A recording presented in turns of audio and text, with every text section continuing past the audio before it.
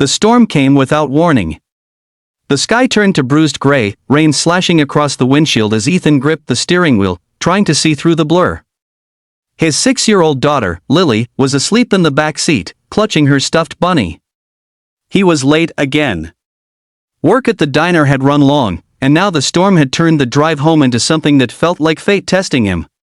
But fate, it turned out, had other plans waiting at his doorstep that night, because when he opened the door of their small, creaking house, soaked and shivering, a stranger stood there drenched, breathless, and clutching a suitcase. "Please," she said, her voice trembling with exhaustion and rain.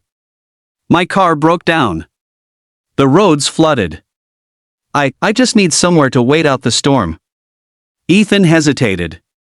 The last time he'd trusted someone at his door, he'd lost more than sleep, he'd lost his peace. But when Lily peeked out from behind his leg and whispered, "Daddy, we can't leave her in the rain," something softened in him. "Come in," he finally said. "You can dry off here." That was how Claire walked into their lives, completely by accident, or maybe exactly by fate. The wind howled against the windows, the lights flickered, and Ethan found an old blanket for her. Claire sat quietly by the small fireplace, steam rising from the mug of tea he'd made her. She looked out of place in his modest home. Her clothes were expensive, her shoes sleek, her posture polished like someone used to being in control. Yet, at that moment, she looked lost. "You're lucky to have this place," she said softly. "Feels safe." Ethan gave a small smile. "It's not much. Just home." "Sometimes," she murmured, "that's everything." They talked in pieces. About storms, about how small towns never stayed quiet when it rained, about Lily's obsession with drawing stars on the walls because Mom used to call her one. Claire listened, truly listened, the kind of listening Ethan hadn't felt from anyone in years. When Lily fell asleep on the couch, Claire smiled at her gently. "She's beautiful." "She's everything," Ethan said quietly, staring into the fire. Outside, thunder rumbled like a memory trying to speak. Claire's eyes softened. "You do this all on your own?" "Yeah. Since her mom passed. Been 3 years now."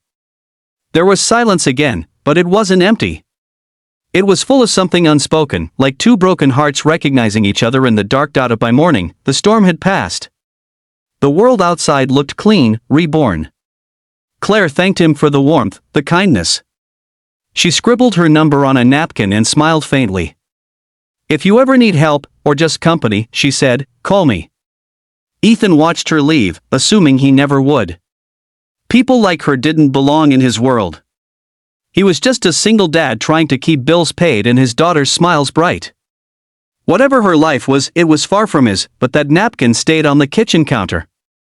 And one evening, a week later, he found himself calling the number, not out of need, but curiosity. Their second meeting wasn't in the middle of a storm. It was in sunlight, at a park, where Lily ran through the grass laughing, and Claire sat beside Ethan, watching her with quiet joy. "You didn't tell me what you do," Ethan said. Claire smiled, tucking a strand of hair behind her ear. "It's complicated. You sound important." "Some people think I am," she said, laughing softly. "I run a company in the city.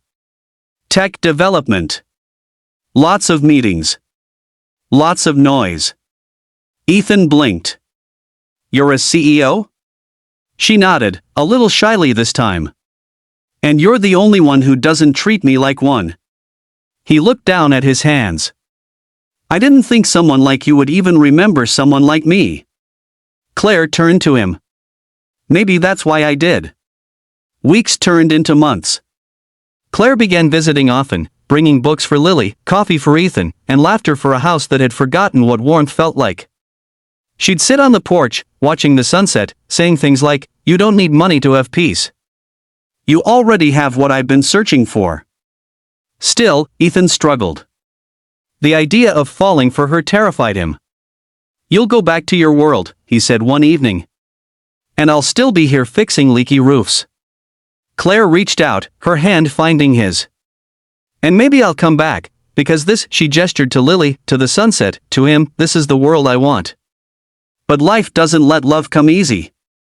Claire's company faced a scandal. The press tore into her, and suddenly her visits stopped. Ethan didn't know if it was choice or circumstance, only that the silence felt louder than thunder. Lily asked every night, "When's Claire coming back?" He didn't have an answer. Then, one morning, a black car pulled up outside their home. Claire stepped out, no makeup, no heels, just herself.